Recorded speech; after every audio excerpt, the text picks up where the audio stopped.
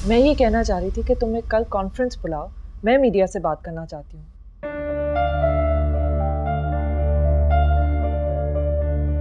देखो, अगर हमने उनको डिटेल्स नहीं दिए ना, तो ये जो सारी अफवाहें फैलाई जा रही है ना, सब उस पर यकीन कर लेंगे।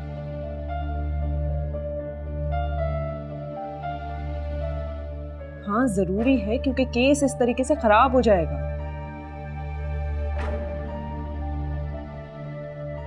बस ठीक है, तुम मुझे टाइम बता देना, ठीक है?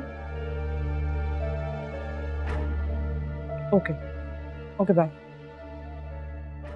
तब्बा, लोग कितनी झूठी खबरें फैलाते हैं, पूरे आर्टिकल्स लिख लेते हैं। तुम्हें नहीं लगता तुमने सोशल वर्क को कुछ ज्यादा ही सीरियस ले लिया? मैंने क्या सीरियस लिया है? मैं तो सिर्फ अपना काम कर रही हूँ। जहाँ तक हमें याद है, बस थोड़ा वक्त गुजारने के लिए तुमने अपने पापा की ये लॉ फर्म ज्वाइन की थी, और अब लगता है शायद इससे अहम तुम्हारे लिए कुछ है ही नहीं। अशर, फिर मैं क्या करूँ? पापा के बाद वो जो कुछ भी करते थे वो सब मेरी जिम्मेदारी हो गई है ना, मैं उससे भाग तो नहीं सकती। नहीं, भाग नहीं सकती माहिन, पर तुम्हें नहीं लगता इसके अलावा तुम्हारी कुछ जिम्मेदारियां और भी हैं? जैसे कि? जैसे हम माहिन, हम। तुम्हें नहीं लगता हमें तुम्हारा वक्त चाहिए होगा, या पूरी जिंदगी ऐसे ही चलेगा? हम रोज घंटों तुम्हारा इंतजार करेंगे, फिर तुम लौट के आओगी, फिर ये लैपटॉप खोल कर बैठ जाओगी और हम देखते रहेंगे। अशर, आई नो, जब मैं घर से जाती हूँ तो मुझे भी बुरा लगता है कि मैं आपको छोड़ के जा रही हूँ, लेकिन मैं क्या करूँ? लेकिन जो मेरा काम है, लोगों की मदद करना, मुझे बहुत खुशी मिलती है इससे। अब कितने लोग हैं जो अपना काम छोड़कर दूसरों की मदद करते हैं? बहुत कम। और आपकी बेबी उनमें से एक है, तो आपको फख्र करना चाहिए ना। क्या है ना, आपका काम आपको घर से बाहर नहीं ले जाता, इसलिए शायद आपको मेरी एब्सेंस ज्यादा फील होती है। अगर आप भी घर से बाहर रह के जॉब करते तो आपको तो शायद पता भी नहीं चलता कि मैं घर पे हूँ। ओ, तो क्योंकि हम अपना काम घर बैठकर करते हैं, तुम्हारी तरह पूरा दिन बाहर नहीं रहते, इसलिए हमारे काम की तो कोई हैसियत नहीं, मैंने ऐसा नहीं कहा। माहिन, हम एक राइटर है, यह हमारे काम की नौयत है। घर बैठना पड़ता है, सोचना पड़ता है, तुम्हारी तरह बाहर नहीं रह सकते। अशर, आई नो, आप मेरे अल्फाजों का गलत मतलब ले रहे हैं। हम समझ रहे हैं क्या मतलब है, और ये तुम्हारी तरह ना कंट्रोवर्सी इसका हिस्सा हम भी बन सकते हैं, मीडिया से बात हम भी कर सकते हैं, कई लोग वेट करते हैं हमारा। पर हम ये सब नहीं करते क्योंकि खुद करना नहीं चाहते। पता नहीं क्यों ये सब कह रहे हैं इस तरीके से। मैंने तो बिल्कुल ऐसा कुछ नहीं कहा, मेरा तो मतलब भी ये नहीं।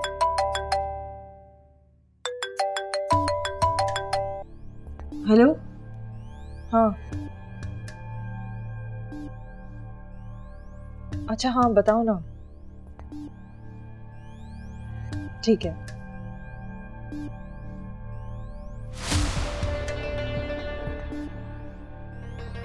हाँ, मैं भेज रही हूँ अभी। ओके।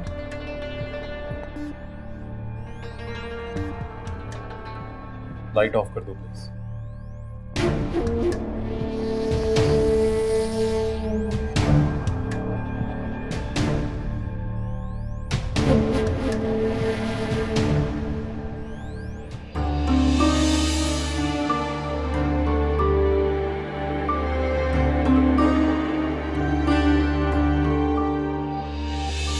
ठीक है, हो गए सीरियस।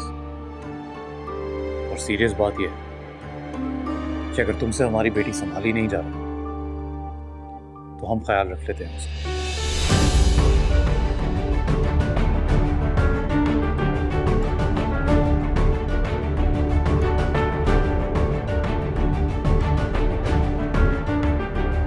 सुनो, तुम्हें तलाक चाहिए तो बातों को इधर उधर घुमाने की जरूरत नहीं, सीधी सीधे मांगो, दे देंगे। वैसे भी हम जानते हैं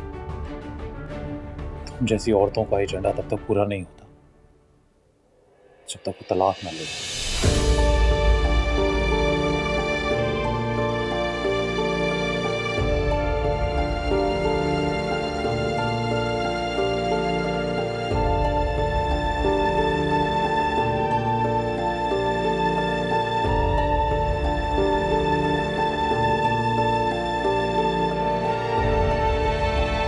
अस्सलाम वालेकुम। वालेकुम अस्सलाम। मैडम घर में? हाँ जी, आप ही तो कमरे में ही हैं। मैं काफ़ी देर से उनसे कॉल कर रहा हूँ लेकिन वो कॉल रिसीव नहीं कर रही। वो आराम तो नहीं कर रही? अब मैं देख लेती हूँ। आप बैठे ना। आप ही हमसे किसी किस्म के रहम की तवक्को भी मत करना। हर सवाल का जवाब सच सच दे दोगी तो हो सकता है तुम्हारे साथ कुछ नरमी बरती जाए, वरना तुम्हें तो पता ही है कि हमारे पास मुंह खुलवाने के और भी कई तरीके हैं। देखिए मुझे कुछ समझ में नहीं आ रहा, आप क्या पूछ रही हैं मुझसे? कैसे सवाल करिए आप मुझसे? मुझे कुछ नहीं पता, मैं बेकसूर, मैंने कुछ नहीं किया, मुझे यहाँ से जाने दीजिए। फिर वही बात, सारे सबूत तुम्हारे खिलाफ हैं। एक एक बात तुम्हारी पता कर ली है हमने। कितने दिनों से तो रैकी कर रहे हैं हम तुम्हारी सारी इन्फॉर्मेशन हम तक पहुंच गई है। तुम कहां जाती हो, क्या करती हो, किससे मिलती हो, पहले कहां रहती थी, अब कहां रहती हो। एक एक बात का पता लगा लिया है हमने। चुप रहकर या झूठ बोलकर तुम बच नहीं सकती हो। तुम्हारे पास बचने का अब कोई रास्ता नहीं है। सीधी तरह बता दो, क्या दुश्मनी है तुम्हारी अशर इब्राहिम से? क्यों कत्ल करना चाहती हो तुम उन्हें?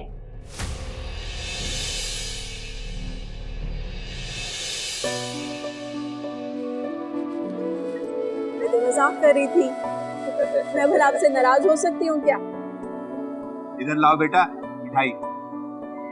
ये अच्छा जी, इसे मिठाई खिला रहे हैं, मुझे भी तो खिलाएं। तुम भी लो, क्यों भूखी मर रही हो? ये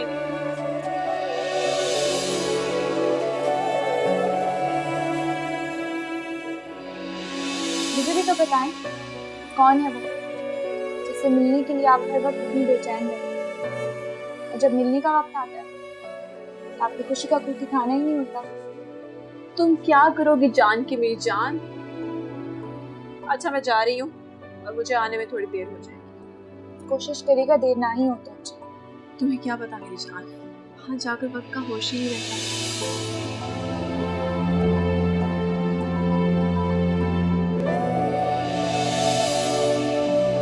अशर सर कहाँ हैं आप?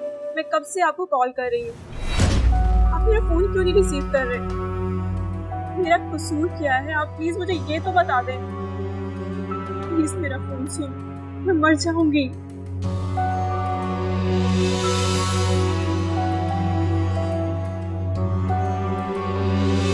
आपने तो कहा था कि उससे शादी करूंगा। जी कहा था, बिल्कुल कहा था, याद है हमें। और ये भी याद है कि वो झूठ हमने आप ही के लिए बोला था। और बेटी आपकी पेट से थी, किसी को अगर पता चल जाता तो कोई चेहरा देखने आता आपका। ये गलत है। आप बात मानिए हमारी, अच्छा सा लड़का देखकर उसकी शादी कर दीजिए। चलते हैं।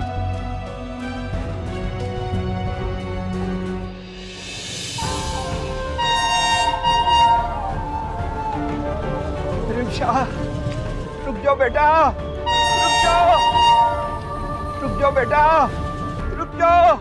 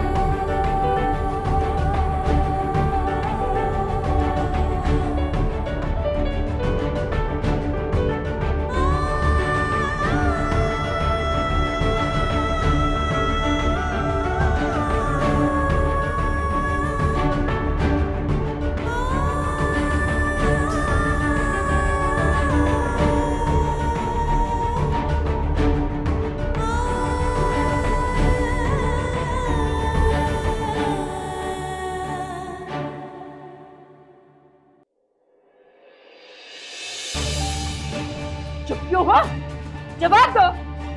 अब क्या दुश्मनी है तुम्हारी अशर इब्राहिम से? क्यों कत्ल करना चाहती हो तुम उन्हें? और वो पिस्तौल का है जिससे अशर इब्राहिम पे हमला किया था तुमने? अब बोलो, जवाब दो मुझे। कुछ बताया उसने? सर नहीं सर, सर ये तो बड़े ढीठ हैं। इतने मारपीट के बावजूद भी कुछ नहीं पता। हर बात पर एक ही जवाब दे रही है, मुझे कुछ नहीं पता, मैंने कुछ नहीं किया। इस कुर्सी पे बैठ के कौन सच बोलता है? उसको ड्राइंग रूम की सैर करवाओ, तोते की तरह फर बोलेगी। ले जाओ इसे। नहीं इंस्पेक्टर साहब, मैंने कुछ नहीं किया, मैंने कुछ नहीं किया। प्लीज मुझे मत लेकर जाए। छोड़े मेरा हाथ, क्या करी? मैंने कुछ नहीं किया, मेरा कोई तो। लेकिन पुलिस उसको बिला वजह इस तरह क्यों अरेस्ट करेगी? कोई तो वजह होगी। हो सकता है कोई वजह हो, लेकिन उस लड़की का आगे पीछे कोई नहीं है, बिल्कुल अकेली है वो। और पुलिस को तो आप जानती ही हैं, वो किसी पर कुछ भी डालते। जिसके पास कोई सपोर्ट नहीं होती, वो तो होता ही उनके रहमो करम पर है। वो चाहे तो उस पर कत्ल डालते।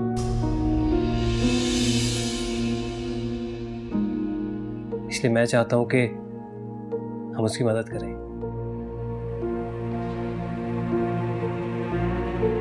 तो इत्तेफाक से मैं वहीं था, वरना किसी को कुछ पता भी ना चलता।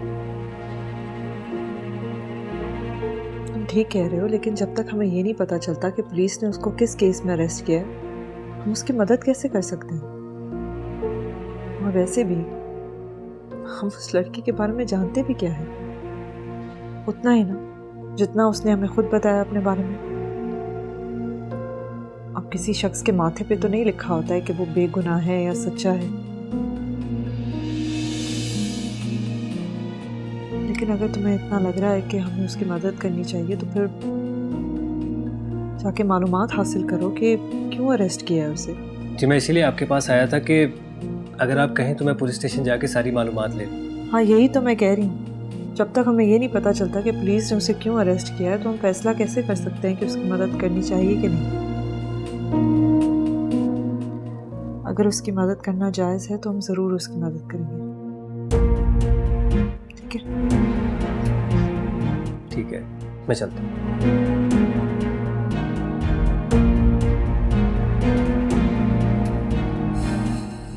चलो जी, अब 30 मिनट में केक तैयार।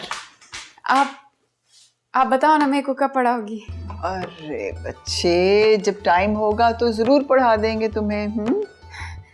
नहीं, आप मेरे को बताएं ना कि आप मेरे को कब पढ़ाएंगी। देखो ना, अब सारा दिन काम में मसरूफ रहती हूँ। अच्छा क्यों करते हैं कि तुम्हें रात को सोने से पहले पढ़ा दिया करूँगी, ठीक है? तो रात तक मैं क्या करूँगी?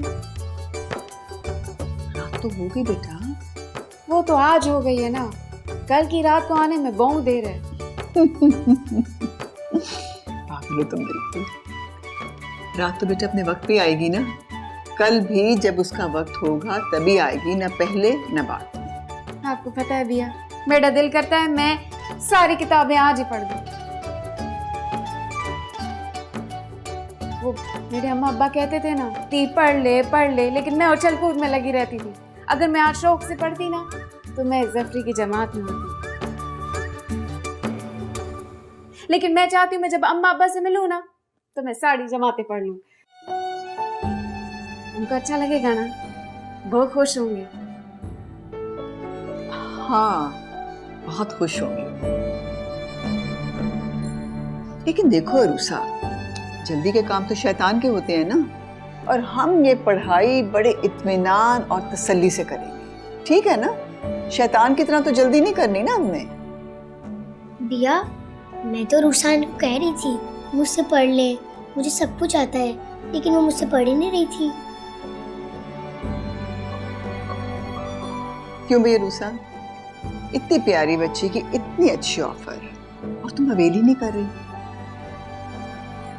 भैया, मेरे को शर्म आती है, कि मैं इतनी बड़ी होके इतनी छोटी बच्ची से पढ़ूं। आप भी मेरे को पढ़ा देना। मेरी टीचर कहती है इंसान को हर अच्छी बात सीखनी चाहिए, छोटा या बड़ा नहीं देखना चाहिए। तुम्हारी टीचर तो बिल्कुल ठीक कहती है। अगर आपको मुझसे नहीं पढ़ना तो मत पढ़े, मुझे अपने होमवर्क करने होते हैं। अरे अरुषा, तुमने तो इतनी प्यारी बच्ची को नाराज कर दिया। हाँ, तुम्हें इसे मनाना पड़ेगा। जाओ मनाओ इसको। आप मेरे को कल नहीं, मेरे को आज रात ही पढ़ाइएगा। मैं आई। मरियम, ये भी बच्ची ही है। चल पेश हो साहब तो, चल जरा।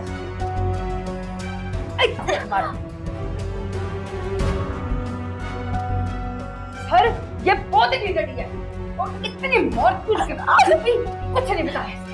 हर बात में कहती है मैंने कुछ नहीं किया, मुझे कुछ नहीं पता। इतनी मोर कुटाई के बावजूद मैं कुछ नहीं बता रही। लगता है तुम्हारे बाजुओं में दम नहीं रहा। एक छोटी सी लड़की का मुंह नहीं खुलवा सकी तुम जाओ, मैं देखता हूँ कैसे नहीं बोलती ये। अगर तुम समझते हो कि तुम्हें यहाँ से कोई बचा के ले जाएगा तो ये तुम्हारी बहुत बड़ी भूल है। तुम्हें यहाँ से अब कोई नहीं बचा सकता। तुम्हें सजा होगी, लंबी सजा, समझी? तुम्हारे लिए अच्छा है कि तुम हमारे साथ ताउन करो ताकि तुम इस मारपीट से बच जाओ। अब बताओ, जिस वक्त अशर इब्राहिम के ऊपर हमला हुआ उस वक्त तुम वहां थी ना? जवाब दो मुझे, तुम वहां थी ना? जी। Good, very good. अब ये बताओ, उस पर फाइट तुमने किए थे ना? बोलो, जवाब दो मुझे। नहीं। झूठ मत बोलो। तुम उस यूनिवर्सिटी में पढ़ती नहीं हो। उस दिन वहां क्या करने गई थी? मैं उनकी फैन हूँ। वो जहाँ भी जाते मैं उनकी बातें सुनने वहां चली जाती हूँ। माँ को हॉस्पिटल में छोड़कर तुम उनकी तकरीर सुनने चली गई? क्या बात है, इतनी बड़ी फैन हो तुम उनकी? हाँ, एक एक बात का पता लगा लिया है मैंने, और अब तुम झूठ बोलकर बच नहीं सकती। क्यों मारना चाहती थी तुम उसे? बोलो। मैं भला क्यों मारूंगी उन्हें? वहां मैं अकेली तो नहीं थी, और भी लोग थे। हाँ, तुम अकेली नहीं थी वहां पे, और मैंने तमाम दूसरी लड़कियों की भी तफ्तीश कर ली है, मगर और किसी के पास उसे मारने का कोई जवाब नहीं था। तुम्हारा है। तुम्हारी बहन रमशा ने खुदकुशी क्यों की थी? क्या ताल्लुक था उसका अशर इब्राहिम से?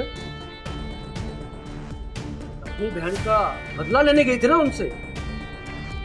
बोलो, चुप क्यों हो? जवाब दो।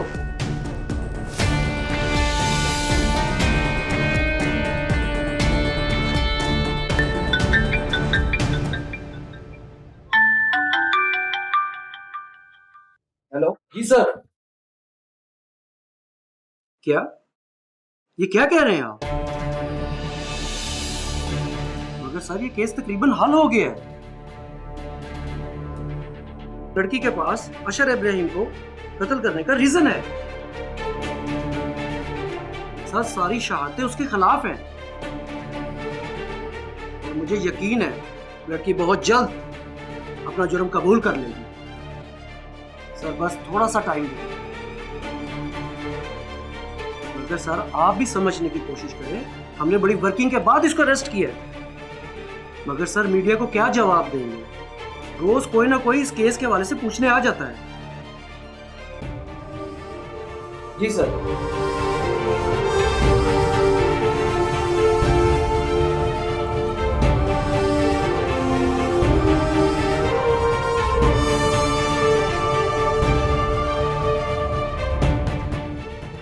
ले जाओ इसे।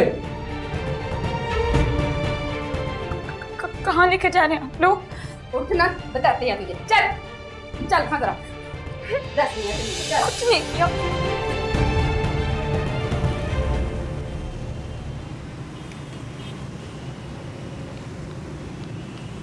इस मुल्क में कोई कानून है भी या नहीं? आप थाने में बैठकर पूछ रहे हैं कि कोई कानून है कि नहीं? शक्ल से तो आप अच्छे खासे पढ़े लिखे लग रहे हैं। अगर आप जैसे लोग ही ऐसी बातें करने लगेंगे फिर तो अल्लाह ही हाफ़िज़ है इस मुल्क का। प्लीज ये लेक्चर मुझे मत दीजिए। एक लड़की को आप बगैर वारंट के कैसे गिरफ्तार कर सकते हैं? क्या जुर्म है उसका? जिस लड़की को इतना मासूम समझ रहे हैं ना आप, कत्ल करने की कोशिश की है इसने। सब कुछ बताएंगे, आप थोड़ा तसल्ली तो रखिए। कब बताएंगे? मुझे अभी और इसी वक्त उस लड़की से मिलना है। कहाँ है वो? देखिए, उससे मिलने की इजाजत सिर्फ एसएचओ साहब ही दे सकते हैं, मैं नहीं दे सकती। तो बुलाए अपने एसएचओ को। किधर है वो? क्या हुआ? क्या शोर मचा रहे हो? कहाँ है वो लड़की जिसको आप गिरफ्तार करके लेके आए? आप क्या लगते हैं? मैं जो भी लगता हूँ इससे आपका कोई ताल्लुक नहीं होना चाहिए। आप मुझे ये बताएं कि उसको क्यों लेकर आए हैं, क्या जुर्म किया उसने? रूटीन की तफ्तीश के लिए लाए थे। किस बात की तफ्तीश? जिस दिन अशर इब्राहिम पर हमला हुआ था उस दिन ये लड़की वहां पे मौजूद थी। बस उसी सिलसिले में थोड़ी पूछगिछ करनी थी। हो गई हमारी पूछगिछ, अब आप ले जाइए उसे अपने साथ।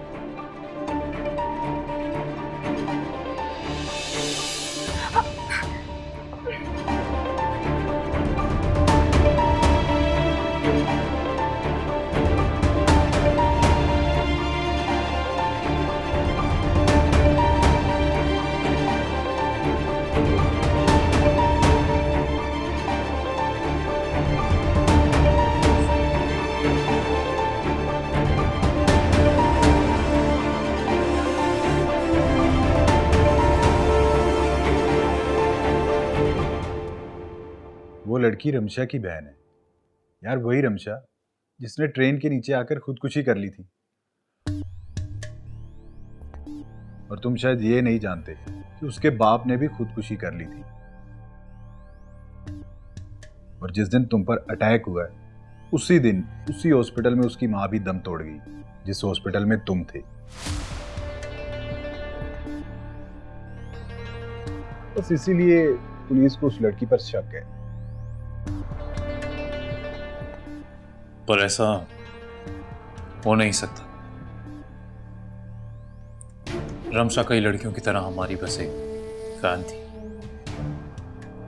एक आध बार मुलाकात हुई थी उससे और उससे ज्यादा कोई ताल्लुक नहीं। तो उसकी बहन भला हम पर गोली क्यों चलाएगी? मैं कब कह रहा हूं कि उसने तुम पर गोली चलाई है या तुम्हें मारने की कोशिश की है। तो पुलिस को उस पर शक था, लेकिन अब पुलिस ने तफ्तीश करके उसे छोड़ दिया है। अगर ना छोड़ती तो कल तक तुम्हारी और रमशा की मुलाकातों की कहानी मीडिया तक पहुंच जाती और वो लोग नमक मिर्च लगाकर ऐसे पेश करते कि ये बात लोगों की जुबान का चटखारा बन जाती। और तुम तो जानते हो कि हमारे लोग ऐसी खबरों के कितने शौकीन हैं। सारा बना बनाया इमेज तुम्हारा खराब हो जाता जो इतनी मुश्किल से बना था।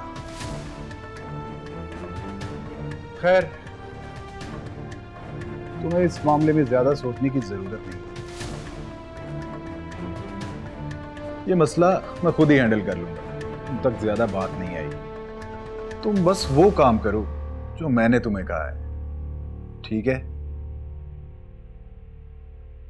चलो ठीक है, मैं फिर चलता हूं।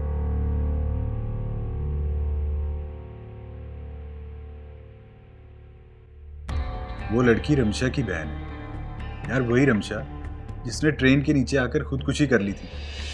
मैं कुछ नहीं जानती। आप अभी मेरे साथ चलेंगे और मेरे बाबा से बात करेंगे। खुदा का वास्ते, मैं आपके आगे हाथ जोड़ती हूँ, मुझे बचा ले, मुझे बचा ले।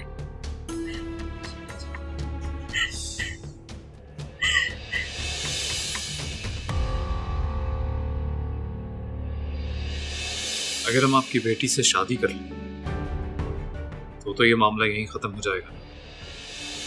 आप सच कह रहे हैं? देखिए, हम यही कहने आए थे। देखिए, कुछ कामों में बुरी तरह उलझा हुआ हूं मैं। एक सेमिनार के सिलसिले में मुल्क से बाहर भी जाना है, तो अभी तो आपकी बेटी से शादी नहीं कर पाएंगे। फिर कब करेगी शादी? यही कोई 3 माह में। मेरी बेटी माँ बनने वाली है, फिर तो बहुत देर हो जाएगी। जितना जल्दी हो सके आप अबॉर्शन करवा दें।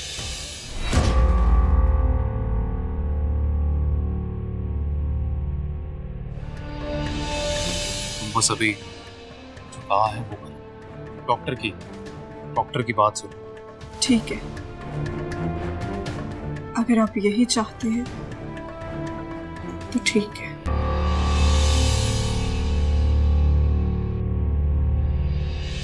आपने तो कहा था कि उससे शादी करूंगा।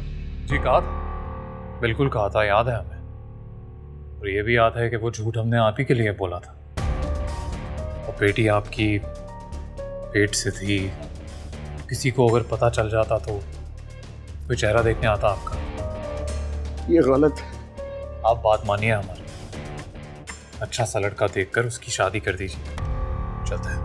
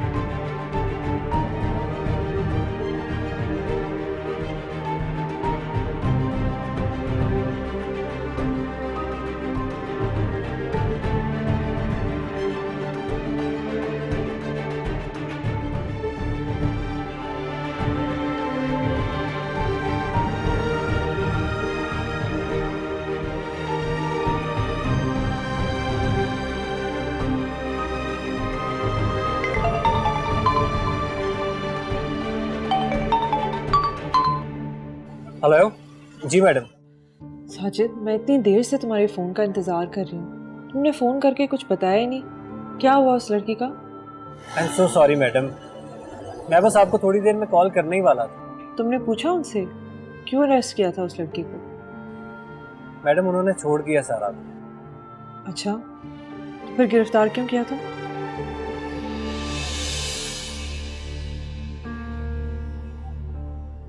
मैडम मैं सारा के साथ ही हूँ और गाड़ी ड्राइव कर रहा हूँ। मैं आपको थोड़ी देर में कॉल करूँ? अच्छा चलो ठीक है, कॉल कर लेना। अल्लाह हाफ़िज़।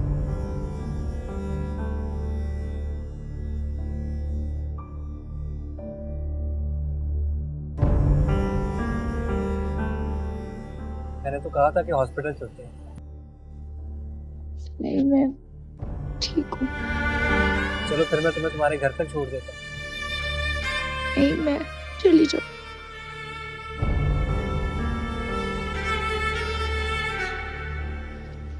आपका बहुत शुक्रिया।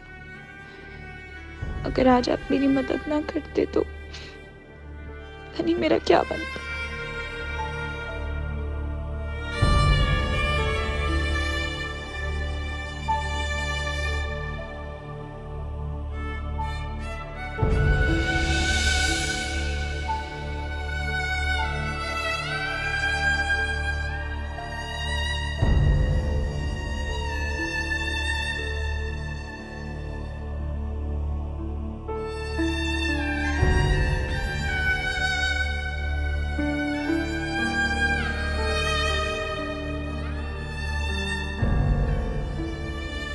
बाबा बहुत देर से पी रहे हैं, बस कर दे।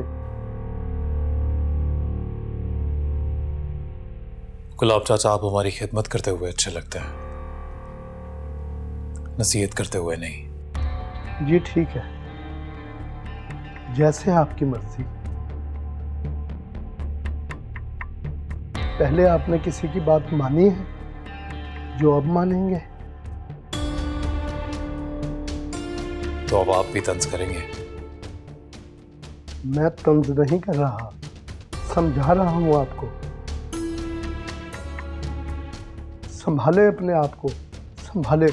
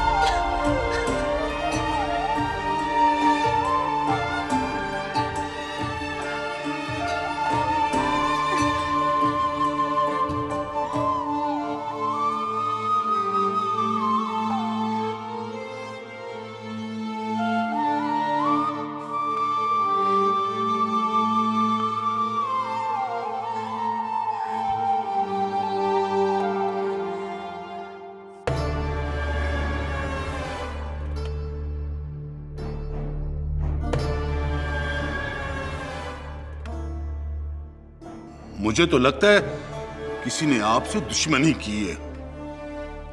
उसको पता है कि रिपोर्टर के कत्ल का इल्जाम छोटे साईं पे ही आएगा। साईं, उसने ये कत्ल किया ही इसीलिए कि सरकार छोटे साईं पर आए उस कत्ल का इल्जाम।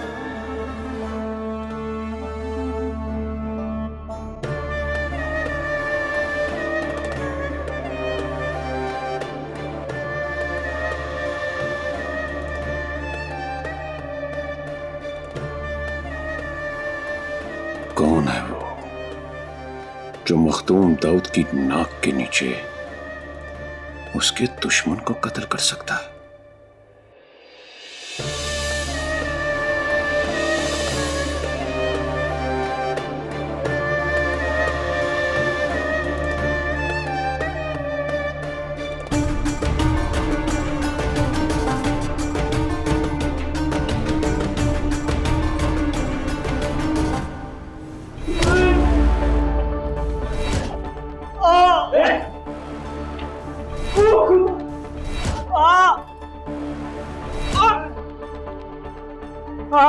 साईं, साईं हमें माफ कर दो, हमें नहीं पता, हमें कुछ नहीं पता साईं।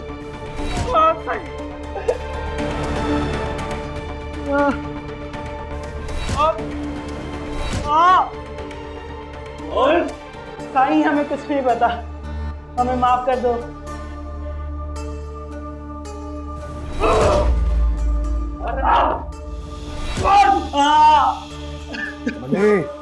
जी साईं। जा टोका लेके आ। बेहतर पहले मैं इनके पैर काटूंगा, फिर मैं इनके हाथ काटूंगा, और अगर फिर भी ना इन्होंने बताया इनकी गर्दन काटूंगा। साईं हमें नहीं पता किसने मारा उसे, हमें हमारे बच्चों की कसम साईं हमें नहीं पता। और थानेदारा, तू तो कह रहा था कि ये रिपोर्टर की निगरानी कर रही है, मगर ये तो अपने बच्चों की कसम खा रहे हैं। तो बता किस पे यकीन करूं? साईं, साईं मेरी नौकरी आप पे कुर्बान। सही बकवास कर रहे हैं। मैंने खुद इन दोनों को उसकी निगरानी पे खड़ा किया था। साईं, हरामजादो, अब झूठ बोल रहे हो, बकवास कर रहे हो तुम साईं के सामने। बकवास बोलो बोलो। जी साईं जी हम उस रात भी उसके घर के बाहर ही खड़े थे, लेकिन हमें नहीं पता कब हमें नींद आ गई। उसके बाद हमें कुछ याद नहीं। मेरी नौकरी आप पे कुर्बान साईं।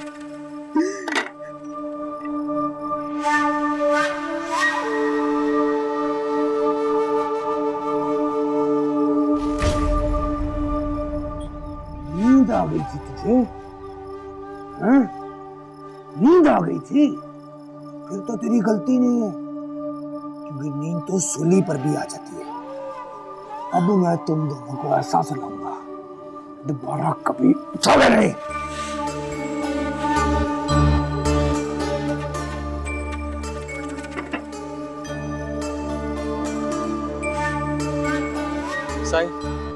साईं मुझे एक बात याद आ रही है साईं।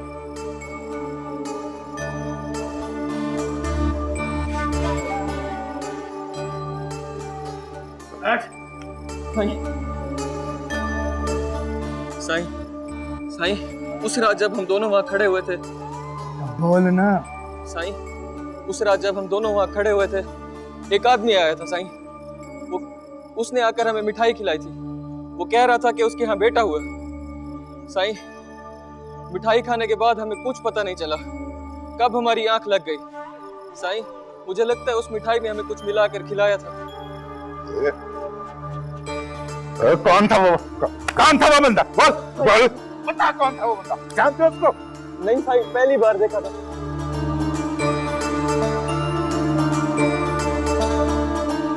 कोई तुम लोगों को मामू बना गया और तुम लोग मामू बन गए। इस बात के पैसे देता हूं मैं तुझे, इसीलिए पाल रहा हूं मैं तुझे। बोल, जवाब दे। जवाब।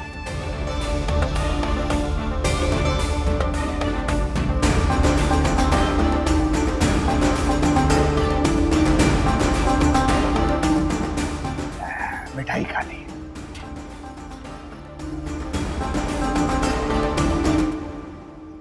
मिठाई खाई थी ना मनी?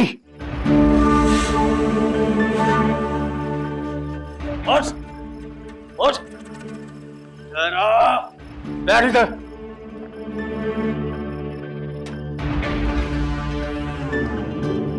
साईं माफ कर दे, साईं माफ कर दे, साईं माफ कर दे, साईं माफ कर दे, साईं माफ कर दे। चल, मिठाई खाई थी ना, मजे की थी।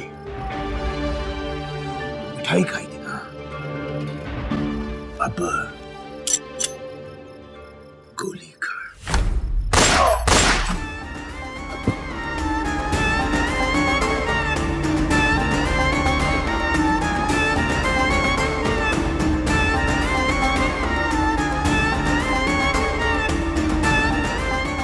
MLA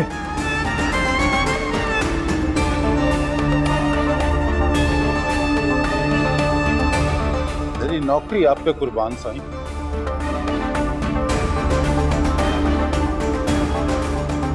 और साईं को ठंडाकर इसको मैं कर लेता हूँ। और जा साईं को संभाल जा। अरे मेरी नौकरी साईं पे कुर्बान।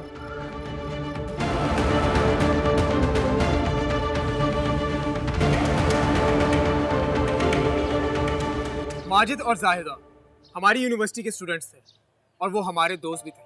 उनका जुर्म सिर्फ इतना था कि वो एक दूसरे से मोहब्बत करते थे और एक दूसरे से शादी भी करना चाहते थे, मगर ये बात शायद मखदूम दाऊद और मखदूम अनीस को कबूल नहीं थी। उन्होंने जाहिदा को भी घर में कत्ल कर दिया और माजिद को भी धोखे से मखदूमाबाद बुलाकर मार दिया। उसकी लाश अब तक नहीं मिली हमें। और सिर्फ ये नहीं, बल्कि उन्होंने उनकी खबर देने वाले एक लोकल जर्नलिस्ट को भी बहुत बेरहमी से कत्ल कर दिया।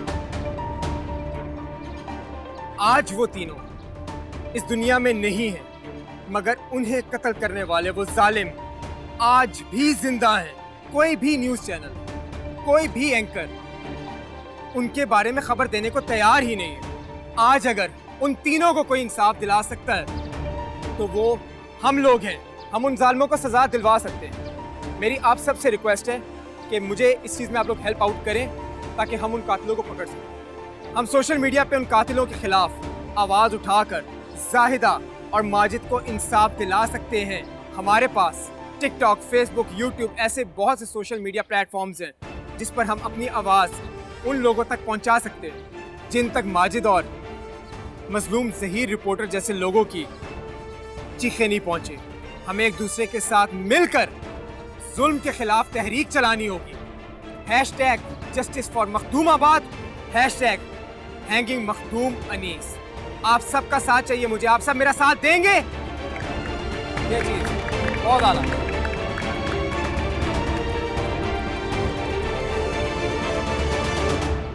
बात अब बहुत बढ़ गई है पीर साहब।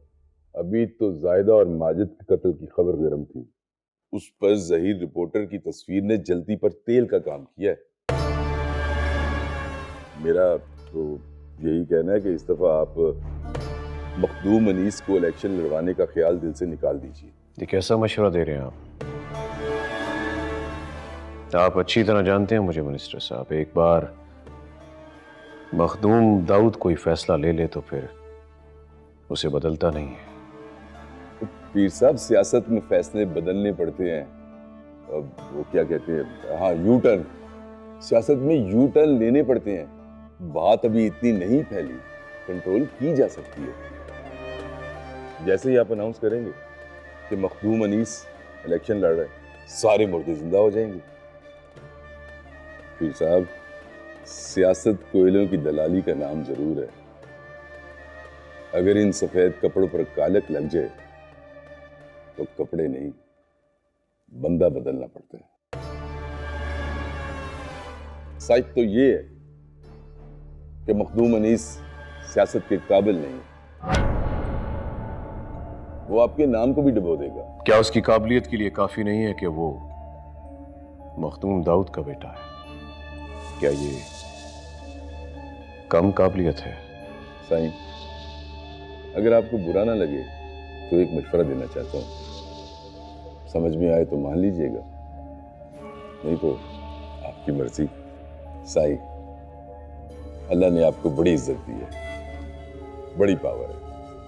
आप असेंबली में हो या ना हो, इससे कोई फर्क नहीं पड़ता। लेकिन पीर साहब, अगर आपको अपनी इज्जत कायम रखनी है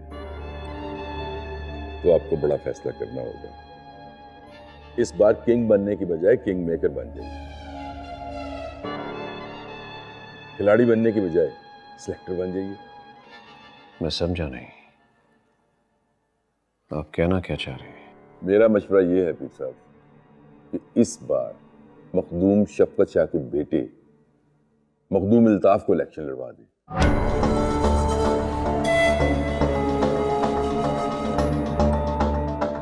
ऐसी चाल चलें पीर साहब, इस खेल में हार किसी की भी हो, जीत आपकी है।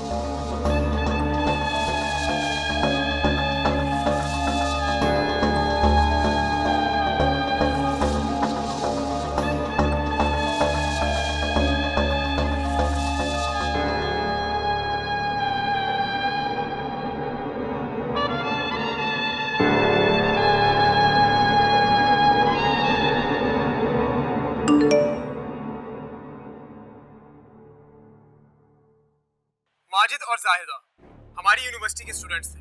उनका जुर्म सिर्फ इतना था कि वो एक दूसरे से मोहब्बत करते थे, मगर ये बात शायद मखदूम दाऊद और मखदूम अनीस को कबूल नहीं थी। उन्होंने जाहिदा को भी घर में कत्ल कर दिया ये वीडियो और माजिद अभी को भी भेजिए धोखे से मखदूमाबाद बुलाकर मार दिया। बल्कि उन्होंने उनकी खबर देने वाले एक लोकल जर्नलिस्ट को भी बहुत बेरहमी से कत्ल कर दिया। इसे देखकर एक बात का अंदाजा तो हो गया कि ये मामला भी इतनी जल्दी खत्म नहीं होगा। पीर साहब, यूनिवर्सिटी के स्टूडेंट जब किसी लड़ाई में कूद जाएं, तो समझ लीजिए कि पूरा मुल्क इस लड़ाई की जद में आ गया।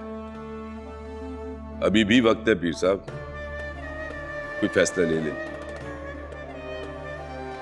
ऐसा ना हो कि जिन पर आप तकिया किए बैठे हैं, वक्त पड़ने पर वही लोग उनके साथ खड़े हों। जिस कश्ती में छेद हो जाए उसमें सवारी कोई नहीं करता। सियासत, मोहब्बत और जंग में टाइमिंग की बड़ी अहमियत होती है पीर साहब। अगर फैसला वक्त पर ना लिया जाए तो बाजी पलटने में देर नहीं लगती। हमारी ताकत का बहुत गलत अंदाजा लगाया आपने मिनिस्टर साहब। हमारे पास हमारे हजारों लाखों मुरीद हैं जो हमारे एक इशारे पर अपनी जान दे सकते हैं। रही बात आपकी कुर्सी की, तो ये तो चंद सालों रहेगी आपके पास, लेकिन हमारी गद्दी हमेशा रहेगी।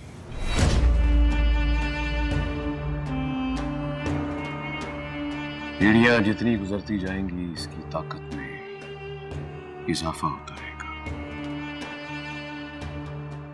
अब बात कर लेते हैं पीर अनीस की। उसको तो हम इलेक्शन जरूर लड़वाएंगे, बल्कि जितवाएंगे भी। और हाँ मिनिस्टर साहब, आपकी मिनिस्ट्री भी दिलवाएंगे। अगर ऐसा हुआ तो हम खुद चलकर आएंगे आपको मुबारकबाद देने के लिए। तब आपसे मिठाई भी खाएंगे और अपनी शिकस्त को कबूल भी करेंगे। अब मुझे इजाजत दीजिए। जिंदगी रही मुलाकात जरूर होगी। मिनिस्टर साहब, अभी तो चंद लम्हे गुजरे और आप अपनी चीजें भूलना शुरू हो गए। आपका फोन। वाह, चलता हूं।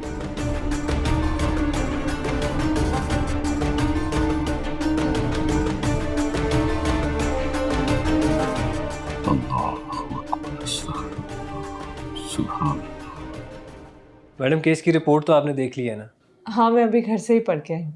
तुमने बहुत अच्छी रिपोर्ट तैयार की है साजिद। Thank you. इस रिपोर्ट का सारा क्रेडिट तो ज़हीर को जाता है। उसने काफ़ी हेल्प की थी मेरी तैयारी में, मगर अफसोस इसके पब्लिश होने से पहले उसे मार दिया गया। मुझे उसकी मौत का इतना दुख है। इतनी मेहनत की उसने इस केस पे, और फिर इसी केस के पीछे उसे अपनी जान भी देनी पड़ी। और दुख की तो ये बात है कि मेन स्ट्रीम मीडिया उसकी मौत को कवर भी नहीं कर रही। जी ठीक कह रही हैं आप। मेन स्ट्रीम में तो कोई खबर नहीं चली, लेकिन उसकी मौत ने सोशल मीडिया पर हंगामा बर्पा किया हुआ है। जो कैंपेन जफ़र और उसके दोस्तों ने चलाई थी वो इस वक्त ट्रेंडिंग में है। अच्छा, तो बहुत ज़बरदस्त बात है। जी, और इस वक्त अगर ये पब्लिश होगी तो इसका इम्पैक्ट भी बहुत ज़्यादा होगा।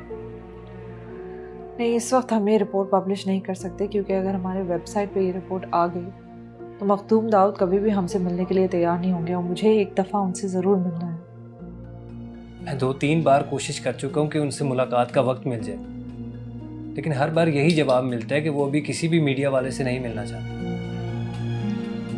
तुम अपनी कोशिश जारी रखो।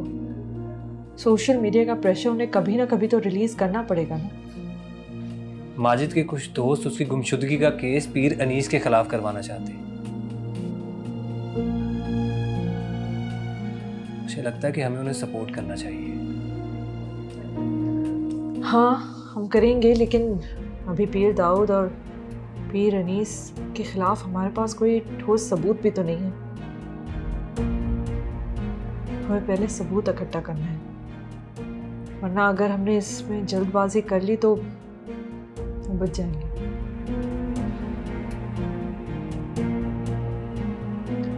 और मैंने सोचा है कि ये केस मैं खुद लड़ूंगी, लेकिन उसके लिए मुझे वक्त चाहिए, तैयारी पकड़नी है मुझे।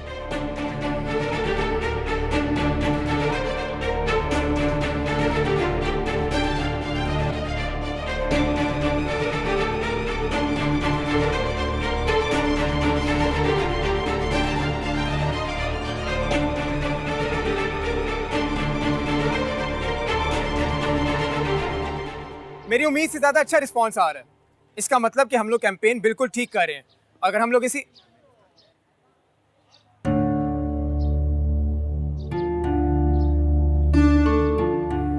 माजिद और जाहिदा को जरूर इंसाफ मिलेगा।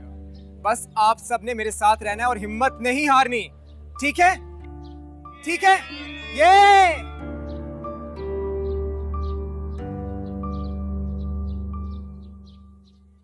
अस्सलाम वालेकुम।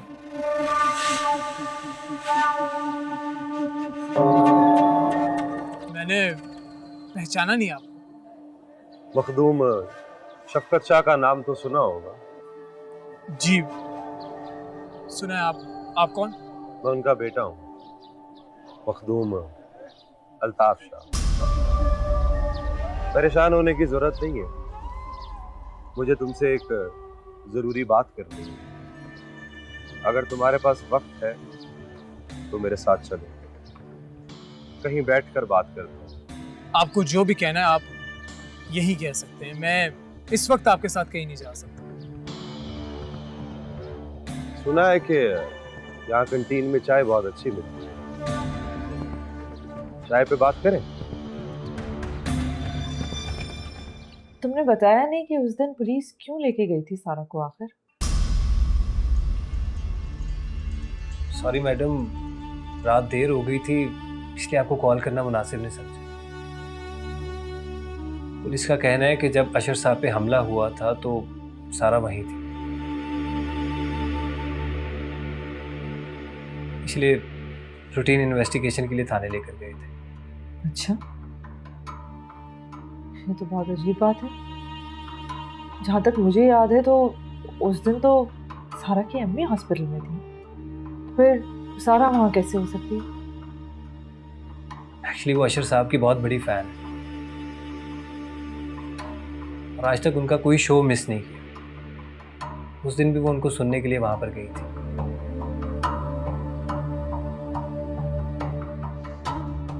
हैरत है, ये बात उसने तो मुझे कभी नहीं बताई। बल्कि उस दिन जब वो मेरे घर आई थी तब तो अशर भी वहां पे थे, तब भी उसने इस बात का कोई जिक्र नहीं किया, बल्कि वो तो वहां से उस वक्त चली गई।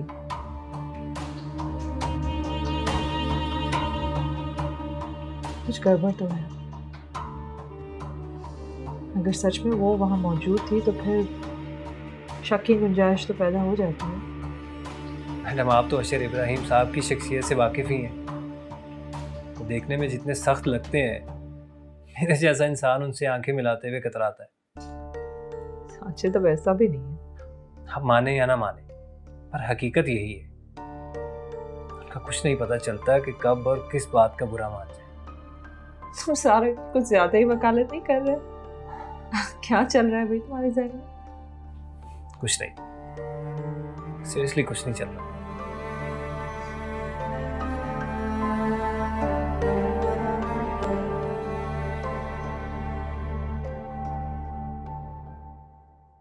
मुझे यकीन है कि आप यहाँ मखदूमाबाद से चाय पीने तो नहीं आए। ठीक कह रहे हो तुम। फिर जो जरूरी बात आपने कहनी है वो आप कह दें। कहीं मखदूम दाऊद ने तो नहीं भेजा आपको? मखदूम दाऊद को अगर पता चल जाए कि मैं तुम्हारे पास आया हूँ तो वो जहीर की तरह मेरा भी कत्ल करवा दे। इतना हैरान क्यों हो रहे हो? जो शख्स गद्दी और कुर्सी के लिए मेरे बाप का कत्ल करवा सकता है, मेरा भी करवा सकता है। अगर आपकी जान को इतना ही खतरा है तो आप यहाँ क्यों आए? तुमसे हाथ मिलाने आए। जो लड़ाई मैं नहीं लड़ सका, वो लड़ाई तुम लड़ रहे हो। मैं इतने सालों से इंतकाम की आग अपने सीने में लिए खुद को जला रहा हूं, मगर आज तक उन लोगों के खिलाफ खुल के उस तरह से बात नहीं कर सका जिस तरह तुमने की। अगर मुझ में तुम्हारे जितना हौसला होता ना तो मखदूम दाऊद जिंदा ना होता। उस शख्स से बढ़कर और कौन मजबूर हो सकता है जिसे अपने बाप के कातिल को भी झुक कर मिलना पड़े। आप बताएं कि आप मुझसे क्या चाहते हैं? मैं तुम्हारी मदद करना चाहता हूँ। वो कैसे? जैसे तुम चाहो। जो सपोर्ट तुम्हें चाहिए वो मैं तुम्हें दूंगा, मगर मैं ये चाहता हूँ कि ये लड़ाई मखदूम दाऊद के खात्मे तक खत्म ना हो। मैं आपको आपके इंतकाम के लिए अपना कंधा नहीं दे सकता। अगर आपको मखदूम दाऊद से कोई बदला लेना है तो आप अपने जोर पर लें। मैं आपकी कोई मदद नहीं कर सकता और ना ही मुझे आपकी किसी मदद की जरूरत है। रुको, तुम जानते हो कि मखदूम दाऊद कितना ताकतवर इंसान है? उसका मुकाबला करने के लिए हमें एक दूसरे के कंधे की नहीं, एक दूसरे का बाजू बनने की जरूरत है। क्योंकि ये जो लड़ाई तुमने शुरू की है ना, इसमें हार का मतलब सिर्फ मौत है। हार कोई ऑप्शन नहीं है। मेरी तरह तुमने भी अपनों को खोया है। मामू मामी तो मर गए तुम्हारे, मगर अरूसा तो जिंदा है ना अभी। मखदूम अनीस अभी तक अरूसा को भूला नहीं है। अगर तुम्हें अरूसा के साथ अपनी जिंदगी गुजारनी है तो मखदूम अनीस को उसके अंजाम तक पहुंचाना पड़ेगा। मैं जानता हूं कि अरूसा माहीन इब्राहिम के घर है, मगर वहां कब तक रहेगी? उसको एक ना एक दिन तो वहां से निकालोगे ना। उस दिन के बारे में सोचो। तुम अपने दोस्तों के साथ मिलकर जो कैंपेन चला रहे हो उसे और जोर से चलाओ। मैं सामने नहीं आ सकता, मेरी कुछ मजबूरी है, मगर हाँ, पीछे रहते हुए मैं तुम लोगों की हर मुमकिन मदद करूंगा। जो मुझसे हो सका तुम लोगों के लिए करूंगा।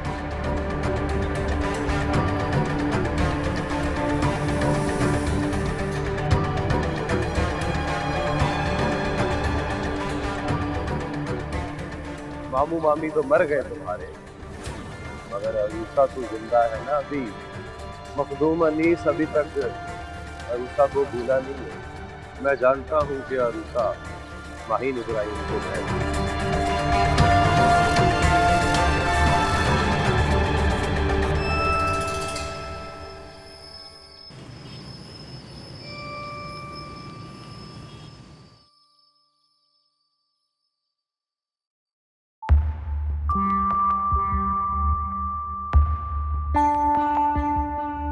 तेरी कायनात में खुदा मेरा दिल कहीं भी लगा नहीं। जो तसल्लियाँ मेरे दिल को दे मुझे ऐसा कोई भी मिला नहीं।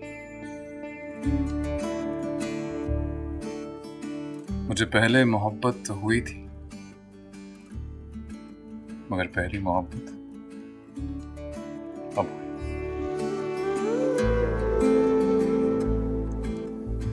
कमाल है। ये शेर अगर हमने किसी महफिल में पढ़ा होता तो सुनने वालों ने वाह वाह करते करते आसमान सर पर उठा लेना था। और जिसके लिए लिखा है उसे सुनाया तो कोई रिस्पॉन्स ही नहीं, not even a single word. झूठी तारीफ ही कर देते। अच्छा, मुझसे हर वक्त ये अफसानी बातें नहीं होती। कभी-कभार हम कोई ऐसी भी बात कर सकते हैं कि दिन कैसा गुजरा, और भी बहुत सी चीजें हम डिस्कस कर सकते हैं। बहुत सी बातें हो सकती हैं हमारे दरमियान। ये और बातें हमें करनी नहीं आती, क्या करें? हम क्या किसी नॉर्मल कपल की तरह नहीं रह सकते? नॉर्मल कपल वो जो बात बात पे झगड़ते हैं, एक दूसरे से झूठ बोलते हैं, जो आए दिन किसी नए मसले में घिरे रहते हैं, वो नॉर्मल कपल। आपने हमेशा हर चीज का नेगेटिव ही देखी है ना? ये जिस रिश्ते को एक्सप्लेन किया है हमने, इसमें कोई पॉजिटिव एंगल दिखता है तुम्हें? लेकिन जिंदगी हर वक्त इस तरह भी नहीं गुजारी जा सकती जैसे कि हम एक किसी नॉवेल के अंदर। कभी कभार एक लम्हा वैसे जीना होता है जैसे वो लम्हा होता है। मुझे तो लगता है कि जिंदगी एक बहुत ही कीमती चीज है, और अगर आपके जिंदा रहने से किसी और इंसान का कोई फायदा नहीं होता तो वो तो जिंदगी भी मायने से होती है। ऐसे तो जानवर भी जिंदा होते हैं और फिर मर जाते हैं। हमने कब कहा कि तुम किसी के काम ना हो? तुम करो जिसकी मदद करनी है, बस जो हक हमारा है वो हमसे छिनना नहीं चाहिए, बस।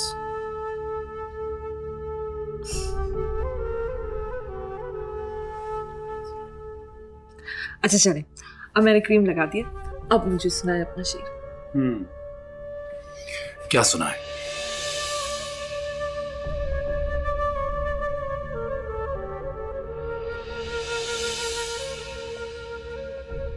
माहिन, हमने एक छोटी सी ख्वाहिश का इजहार किया था तुमसे, इस बारे में कुछ सोचा? अशरफ, मैंने इसके बारे में बहुत सोचा, लेकिन अभी मैं दूसरा बच्चा नहीं पैदा कर सकती। मरियम अभी बहुत छोटी है, ये वक्त ठीक नहीं है, मुझे उसका ख्याल रखना है। अभी मैं दूसरा बच्चा नहीं पैदा करूंगी। यानी इतना बड़ा फैसला तुमने अकेले ही कर लिया? अशर, अगर उसे इस दुनिया में लाने की जिम्मेदारी मेरी है तो कब पैदा करना है, इस फैसले का भी तो हक आप मुझे देना। माइन, हम दो हैं, एक है ना, तो फिर ये फैसला भी हम दोनों का होना चाहिए, सिर्फ तुम्हारा नहीं। अशर, ये सिर्फ कहने वाली बातें थी। आपने कितना दर्द सहा है उसे पैदा करने के लिए। जब से वो पैदा हुई है कितनी रातें जागे हैं आप, ये सब मैंने किया है ना। और मैं खुद जानती हूँ कि मैंने किस तरह जान पे खेल कर उसे पैदा किया है, और आप तो बिल्कुल भूल ही गए। मैं अभी उस ट्रॉमा से निकली ही नहीं हूँ और आप मुझे दोबारा आजमाइश में डालना चाह रहे हैं। माहिन, बच्चा एक औरत की तकमील है, और तुम्हें लगता है एक और बच्चा आ गया तो वो तुम्हारे लिए एक नई आजमाइश हो। अशर, मैं एक बच्चा पैदा कर चुकी हूँ ना, दूसरा भी कर लूंगी, लेकिन अभी नहीं कर सकती मैं।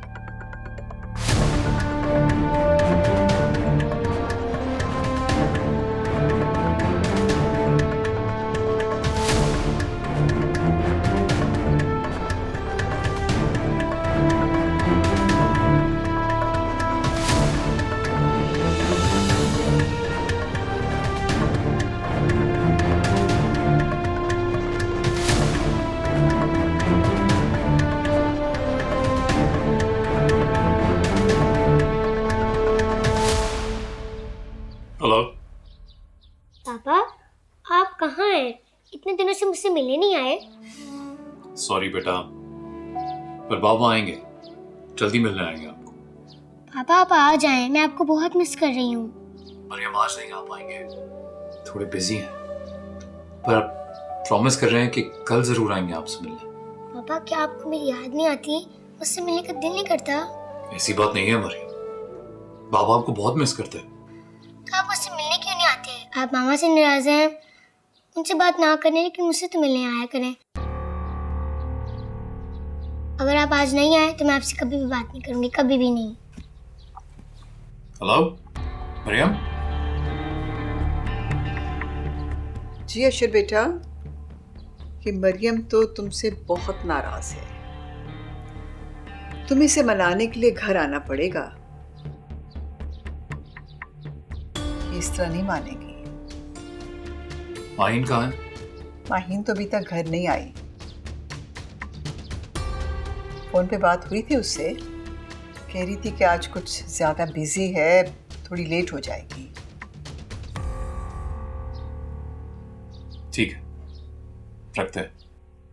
अच्छा चलो बेटा, अल्लाह हाफिज।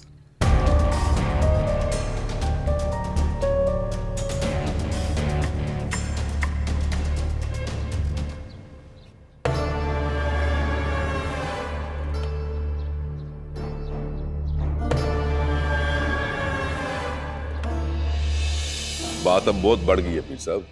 अभी तो जायदा और माजिद के कत्ल की खबर गर्म थी, उस पर जहीर रिपोर्टर की तस्वीर ने जल्दी पर तेल का काम किया है। मेरा तो यही कहना है कि इस दफा आप मखदूम अनीस को इलेक्शन लड़वाने का ख्याल दिल से निकाल दीजिए। ये कैसा मशवरा दे रहे हैं आप अच्छी तरह जानते हैं मुझे मिनिस्टर साहब, एक बार मखदूम दाऊद कोई फैसला ले ले तो फिर उसे बदलता नहीं। पीर साहब, सियासत में फैसले बदलने पड़ते हैं। अब वो क्या कहते हैं, हाँ, यू टर्न। सियासत में यू टर्न लेने पड़ते हैं। बात अभी इतनी नहीं फैली, कंट्रोल की जा सकती है। जैसे ही आप अनाउंस करेंगे कि मखदूम अनीस इलेक्शन लड़ रहे हैं, सारे मुर्दे जिंदा हो जाएंगे।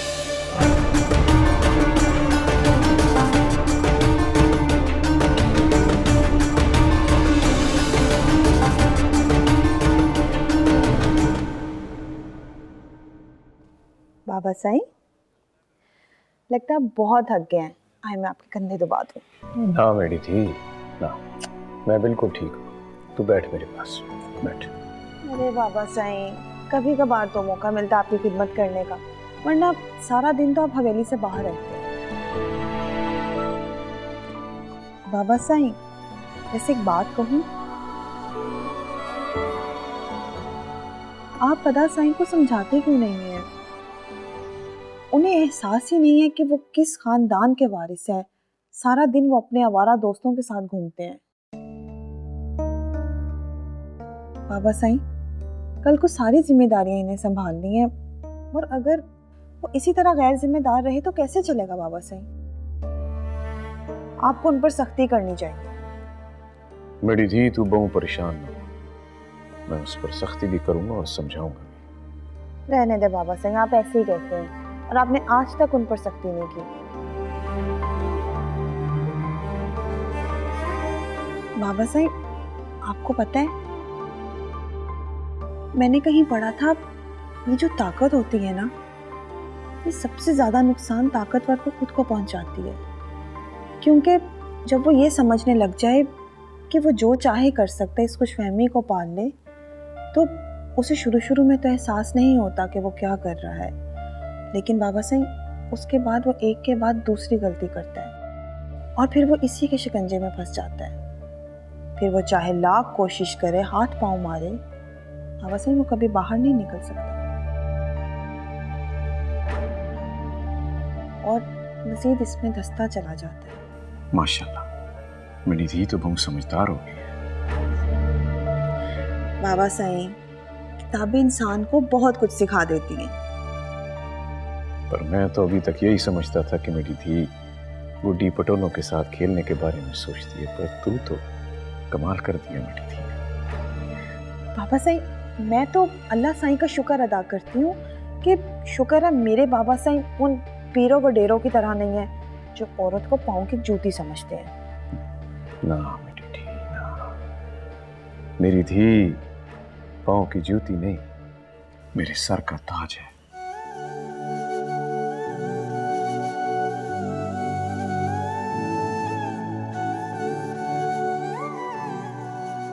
चल अपने बाबा को अब चाय भी पिला। जी बाबा साईं। माशाल्लाह, अल्लाह अच्छे नसीब करे।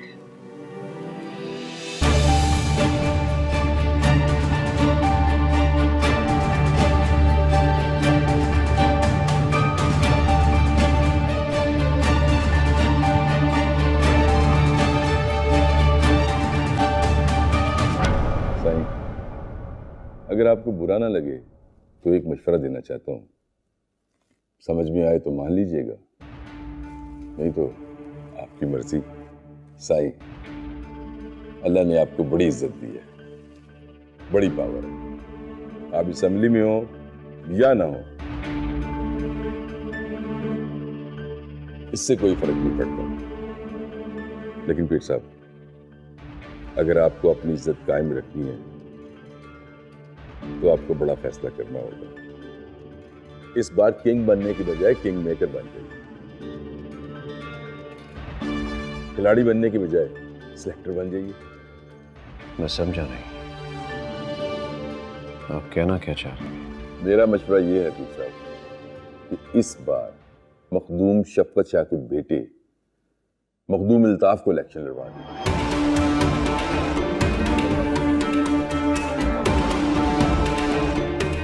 ऐसी चाल चलें फिर साहब, इस खेल में हार किसी के लिए जीत आप